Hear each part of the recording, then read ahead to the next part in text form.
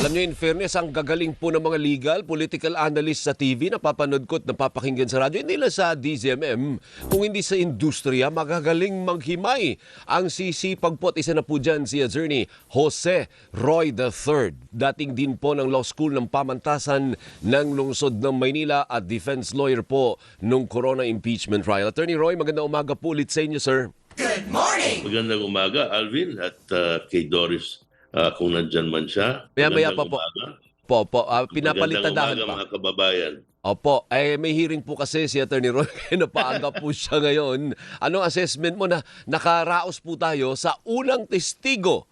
Unang testigo pa lang sa linggong ito. Ano po, first 3 days ng impeachment, isang testigo lang, Attorney. Parang napakadugo. Pero I have to congratulate both sides, yung prosecution at yung defense. Pareho silang puspusan nagpresenta ng kanilang mga respective sides, no? Tapos I also napupuna ko rin na talagang pinagmamabuti ng court na mag-participate, no, at pamunuan ang mga proceedings. Yung presiding officer, I think, tried his best to be as even as possible. Pero itong first week, decidedly lamang ang prosecution. Dahil? Because, well, for many things, no? Yung, at this point, simple pa lang ang ginagawa ng prosecution.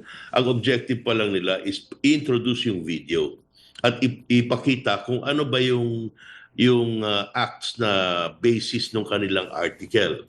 So yun lang. That's the only thing that they wanted to, na gustong ipahiwatig, at ito ay successfully nagawa. On the part of the defense, kailangan, hindi naman nila dinideny yung video. Napakahirap naman i-deny nun kasi parang public knowledge na yan. Lahat ata tayo nakapanood. Correct. Kumbaga, ang assessment ganja nung una, gas-gas na yan. Pero ngayon, unti-unti naman pinapakita ng prosecution na meron palang konteksto silang gustong ipaliwanag. Na yung daw nangyaring yun ay isa lamang reaksyon dahil nga meron mga panganib daw na sa buhay nila VP Sara and all that. Yun hindi pa napapatunayan at hindi pa ito ang testigo para patunayan yun. Although, inumpisahan na nila, tinatanong nila yung si Calilo kung naimbestigahan itong mga iba't ibang aspeto. Pero hindi pa yun napapalinaw ng gusto. Opo. Ang importante dyan is yung matagal na nating sinasabi na walang sagot. Eto na, sumasagot na nga yung depensa. Kasi itong mga bagay na ito, hindi naman nakasaad dun sa mga answer nila dyan sa impeachment. Kung naalala nyo, ang reklamo nga ng marami, panay paiwas, di ba? Panay teknikalidad, procedure, may mga depekto daw doon sa House Committee on Justice at iba pa. Ngayon, nandito na tayo sa paglitis, nakikita nyo na meron din palang teorya itong depensa. Opo. Pero Attorney Roy, sa palagay po ba ninyo, and I asked our reporter about this yesterday, sa palagay ninyo, naging matagumpay ba ang depensa na i-discredit o sirain yung kredibilidad? Kasi yun naman ang trabaho nila, hindi ho ba? Parang sirain yung testimonya ng testigo ng prosekusyon. Ano po? Naging successful ba ang depensa in doing that yesterday? Well, hindi naman nasira yung kredibilidad kasi mahirap naman sabihin na discredited o naging walang bisa yung testimony ni Mr. Calilong. Bakit? Kasi nga, ang layunin lang noon para sa prosecution, ilabas yung video na yan. Tama. Whether napatunayan na siya ay napakagaling na eksperto o isang ordinaryong eksperto lamang o kung anumang antas ng kanyang kaalaman, hindi yun naka-apekto sa kanyang layunin na ilabas yung video na yon at mailagay ngayon yun sa harap ng impeachment court para maging bahagi ng kanilang ebidensya. Kaya po pala parang inuungkat niya kung anong training, ano yun pala ang pakay nun. Sa mga ordinaryong tao, kagaya namin, hindi man kami abogado, magtataka ka, bakit mo kini-question yung kredibilidad? So yun talaga ang trabaho ng depensa, attorney. Yes, yung credibility of witnesses, talagang bahagi yan ng credibility and character of witnesses is really a part of testimonial evidence. Talagang kung ikaw ang kumukontra doon, either ipapakita mo na walang kwenta yung karakter nito, Opo. na malamang ito'y magsisinungaling, or magpapanggap na marunong na hindi naman. Ito yung gustong palabasin ng depensa na itong NBI siguro dahil nga mga congressmen ang prosecutor naimpluwensyahan na magsabi ng higit sa totoo para maipatupad yung objective ng prosecution. I don't think na nasira yung credibility ni Agent Calilong. Siguro nagkaroon ng mga konting pagpuna na yung kanyang pagsabi or paglahad ng kanyang qualifications parang mas magaling siya or mas experienced siya kesa dun sa aktual, no?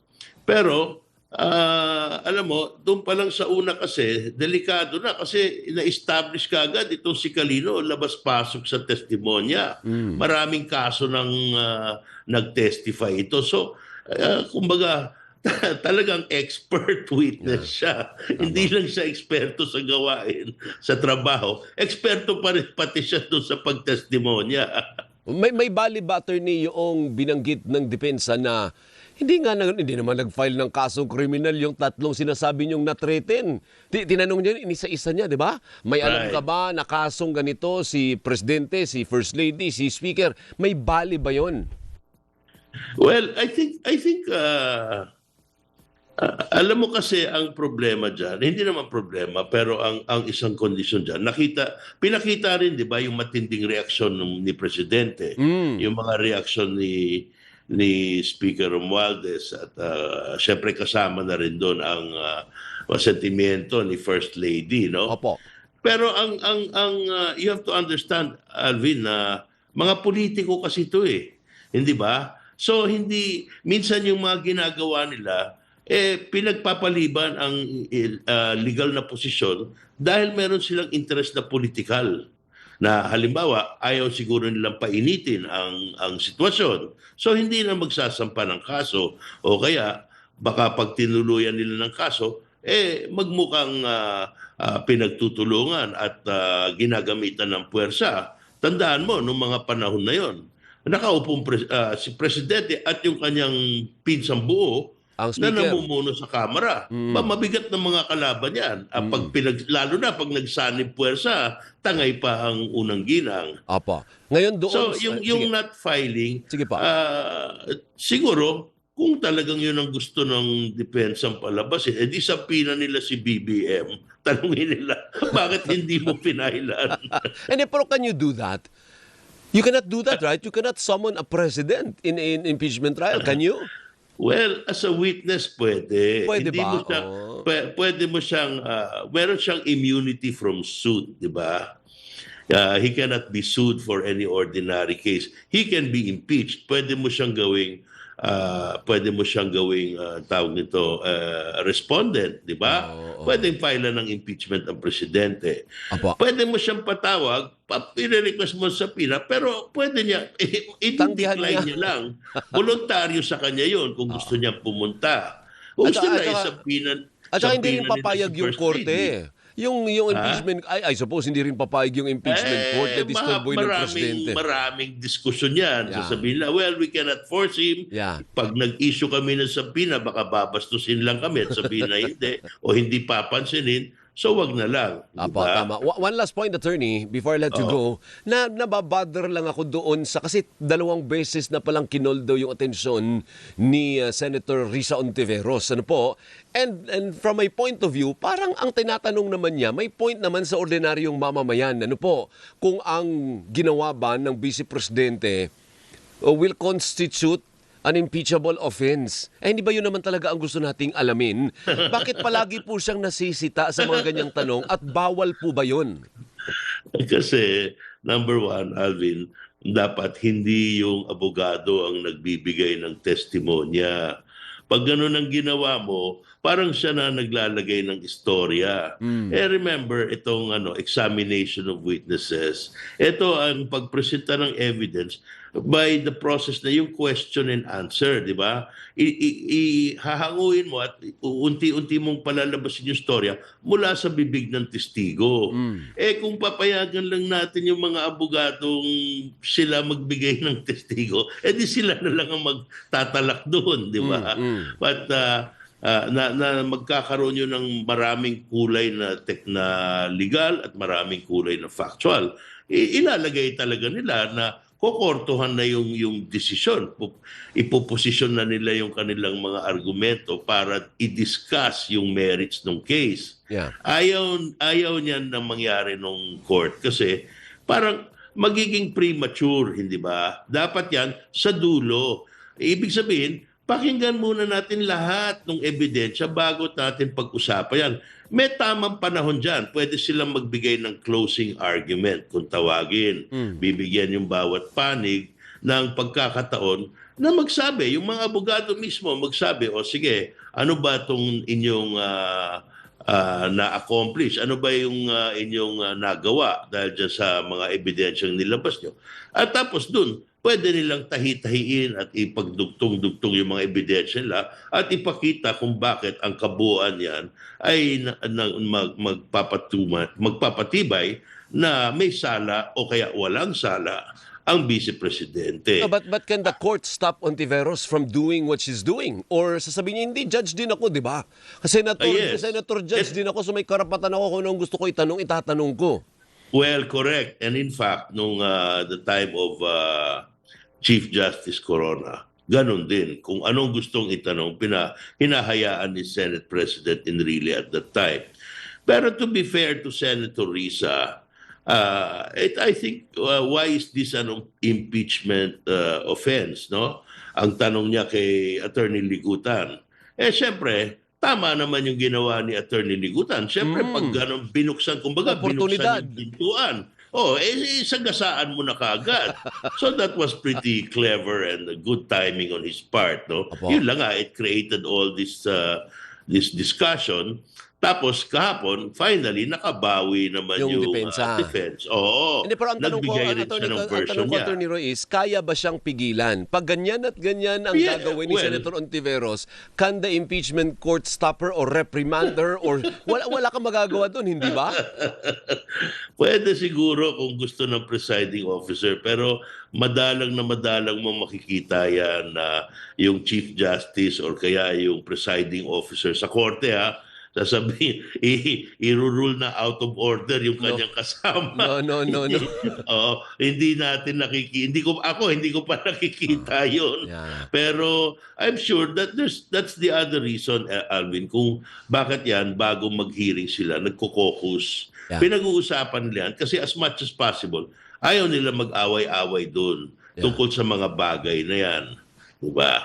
Tama. Sige, Attorney, thank you. Ako naman, dapat paliwanagan nyo kasi bakit hindi pwede. Kasi si Senator Ontiveros, yun din yung iniisip ng maraming Pilipino. Ang haba-haba na ng proseso. Ano ba yung bottom line? Pumunta na tayo sa bottom line. Pero hindi pa pala yun. Yan ang sinasabi kasi ng mahirap yan direct testimony. Yung ginagawa ng prosecution napapahaba. Kaya nga sa ordinaryong litigation, ang ginagamit namin yung tinatawag na judicial affidavit rule. Yeah. Na kung sana bago isampay yung testigo, meron na siyang affidavit, binibigay na. At yung mga tanong at sagot, nandun na nakasulat na. Pero kung yun ang gagawin natin, hindi makikita ng taong bayan kung ano yung testimonya ng testigo. Diretso tayo sa cross-examination. Mas mabilis yung prosesong yun. Kaya lang, may papel din tayo na ipaalam sa madlang people. Dahil makakaalam lang nun yung judges, yung senator judges lang dahil may dokumento. Kaya hinahayaan yan direct. Ang problema sa direct testimony na yung tatanungin na gano'n na habang nakaupo doon, iisa-isahin, napakasikip. Mahirap po ang direct testimony. Kailangan talaga maingat yung abogado. Maraming pagkakataon na pag-object dyan. Kaya kung nakita nyo nung first day, yung defense counsel, object ng object. Oo, parang umiinit yung ulo ni Attorney Narbasa.